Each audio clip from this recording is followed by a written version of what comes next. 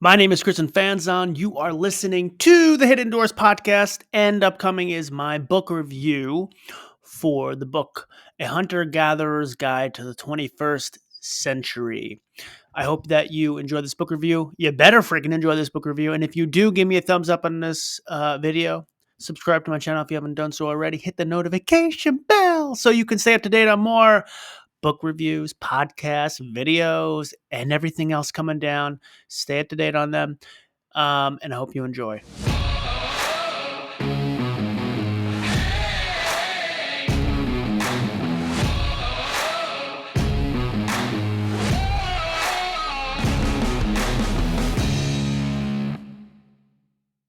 Okay, so we have the book review for A Hunter-Gatherer's Guide to the 21st Century by Heather Haying and Brett Weinstein.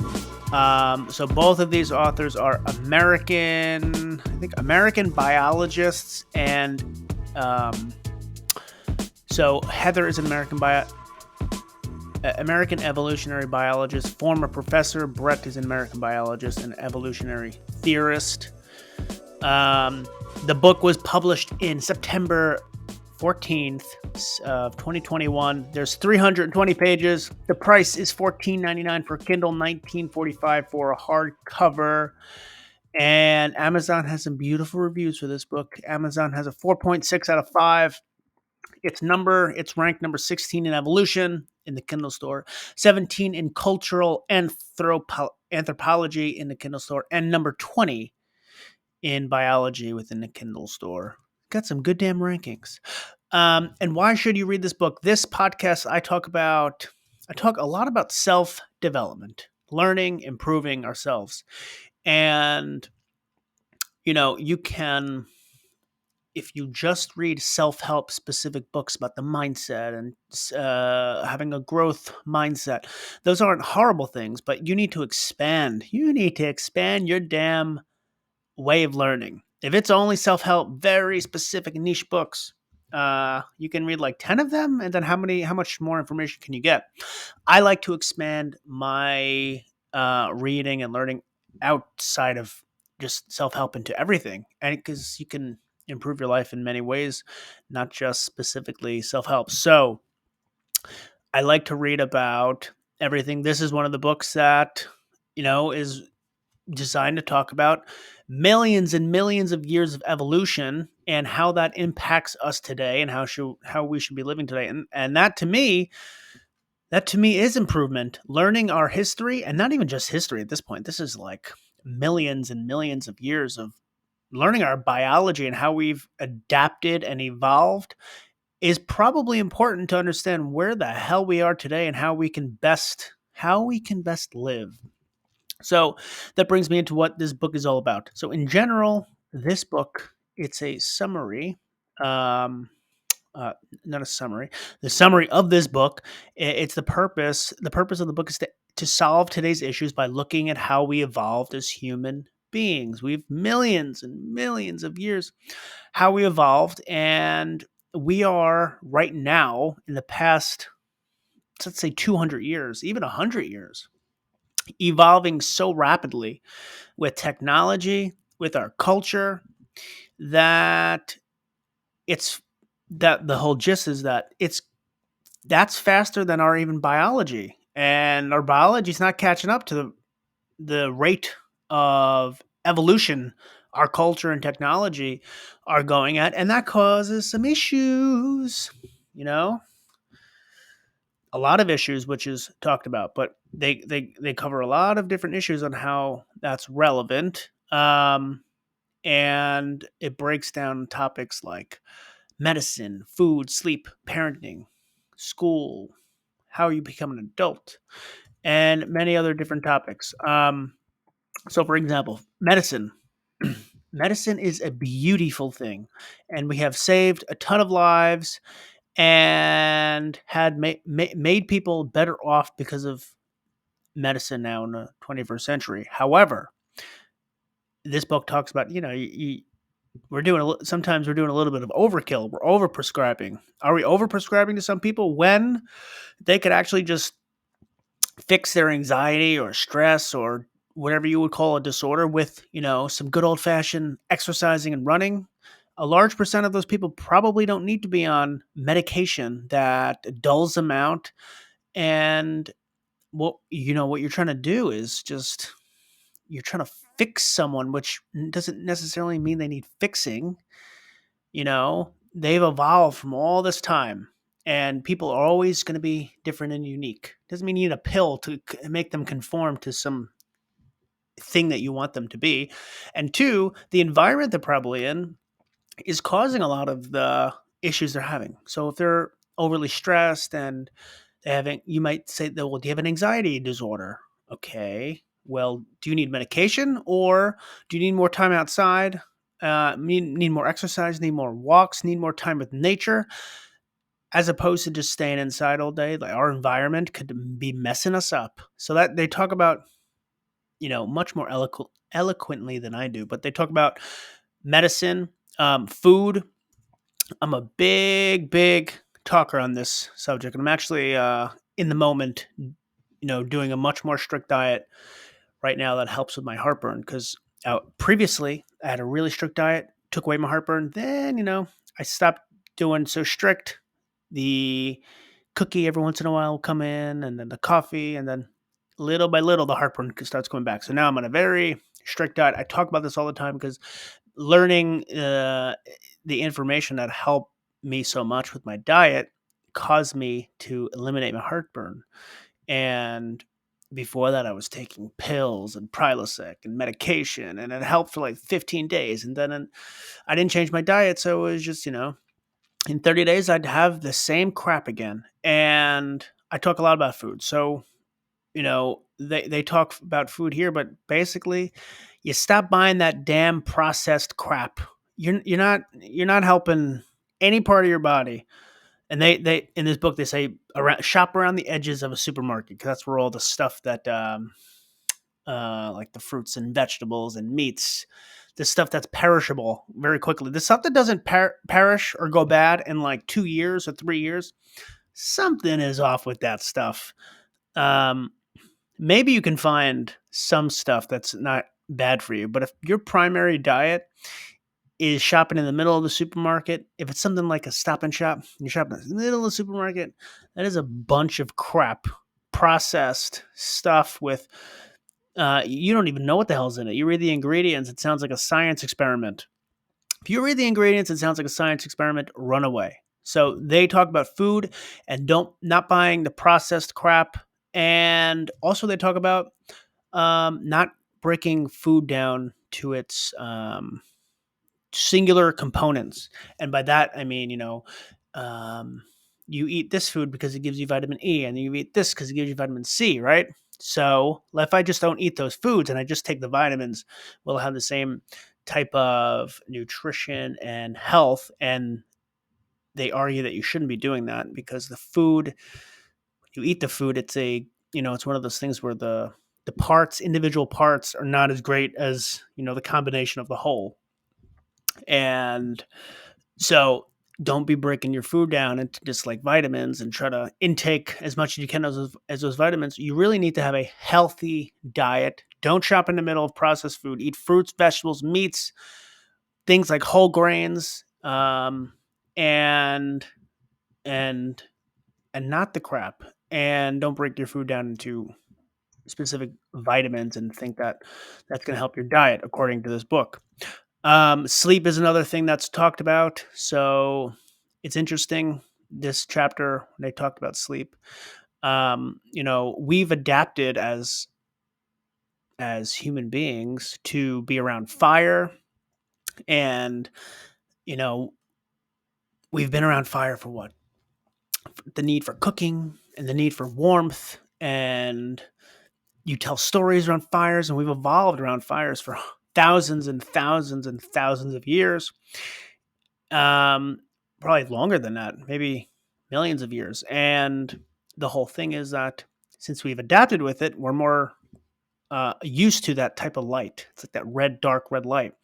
That's not like the blue light. We are not adapted to the blue light that you have on your phone, on your computer screens, on your TV, and to have good sleep.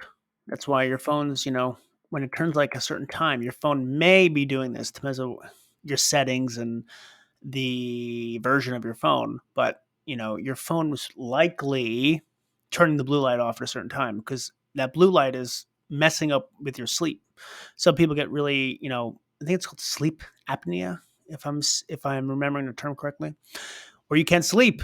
I'm sure it's not completely because of the blue light, but it doesn't play a good role. It's not making you sleep better. So that's one thing that you learn, right? As you've adapted for so long, that's one really good example of what I'm talking about here. You adapted for so long with a different type of lighting, and now you zoom into 2022, and we have these blue lights all around us: computers, phones, tablets, and when we look at them before we go to sleep, we haven't. Our biology has not adapted. We have not adapted to that, but our culture, our technology has quickly evolved, and we haven't caught up to that freaking lighting yet, so we have trouble when we're trying to sleep. That's one really good example. They also talk about things like parenting in school. I think for parenting, one of the things that you know they mention is allow your kids allow your kids more freedom to take risks, and not be so caught up uh in just the house and playing video games. Like, let them get out in the physical world, let them play with kids. And that's one of the things when you're they talk about is when you're playing with kids and they come along an argument or a conflict. One of the things they mentioned in this book is it's good to let them have that conflict and argument, but don't jump in. Don't be the parent that has to jump in and save the day and have, you know, I have the perfect way to solve this conflict. Let the kids do it. It helps them develop and learn how to deal with conflict and solve answers or solve questions and things like that. Sometimes with parenting, and I have a 10-month-old daughter, and I'm probably a little bit guilty of this myself, but you try to bubble wrap them and you don't ever want them to get hurt. But then they never get to experience the real world. So when they become adults, it's like, what the hell? They can't fend for themselves. They can't think for themselves to a certain extent, right? Obviously they can, but it's much harder, and they have to learn it as adults. It's tougher. As kids, let them have those experiences. This is what this book talks about. Let them have experiences, so they can evolve into fully functioning, productive adults. Um, they also talk about school. There's other topics. I'm just briefly touching on some main points that I thought were interesting. They talk about school, and the big thing about schools. I don't know how you solve this issue because this is a big. You need a lot of political power probably to solve this issue. But schools are too focused on metrics and preparing you to pass a test, not preparing you to critically think. And they have a big issue with that, which I think a lot of people do. Our schools have stopped teaching people to critically think, but just training you on how to pass a test. And I'm sure there's some good, right? You have to learn the basics and foundations of math and science. And it's just because you're learning how to take the test doesn't also mean you're not learning, but you need a component of critical thinking, of getting out in the physical world and learning. Um, that's school. They have a bunch of other topics. So what they're really trying to do, they break down all these topics and they look at the history, how we've evolved, and then they look at that from a lens of today and say, have all of the millions and millions and millions of years of our evolution, is that catching up to these 100, 200 years of incredibly rapid growth when it comes to innovation? And if it isn't, that's an incompatibility. You know, it's like it would be like what? It'd be like when you were playing. If you ever, when you were younger and you played Nintendo, yeah, the Nintendo, and you brought that to today's world, and you tried to play video games with it, it wouldn't be probably compatible with any of the stuff that you're trying to play with the TVs, the remote controller.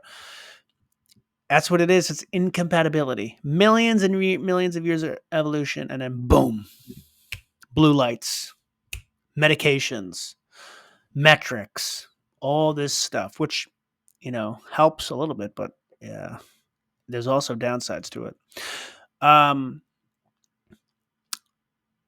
So at the end of each chapter, there's also something called a corrective lens. The corrective lens will give you practical ways.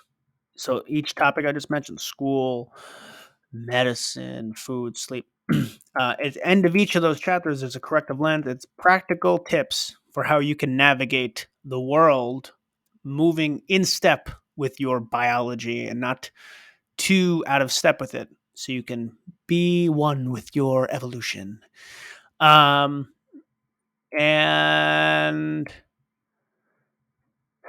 yeah, at the end, they also bring up the fact that we're so obsessed with growth. We're just so growth focused. We wanted to grow and grow and grow and grow, that eventually it may lead to our own downfall of overpopulation, climate change, nuclear weapons, crazy technology.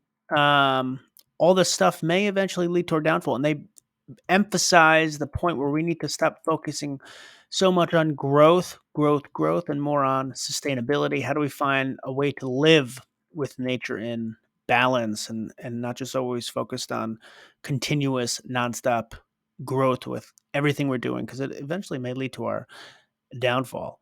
Okay, so for me, this book is very interesting. It's nice to learn a little bit about the background of evolution.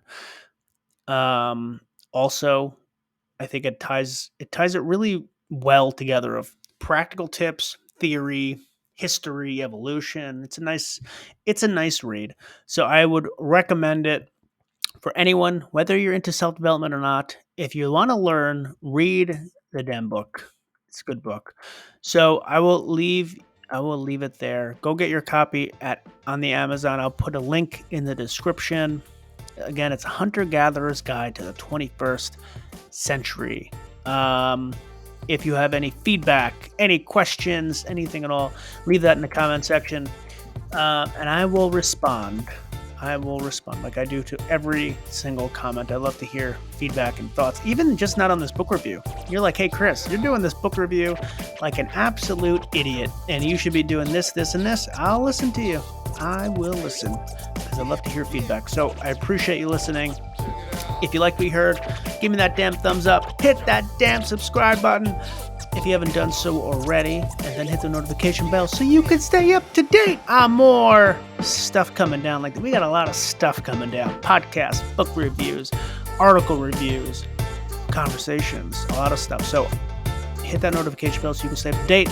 I appreciate you listening, and I will see you next time. Thank you.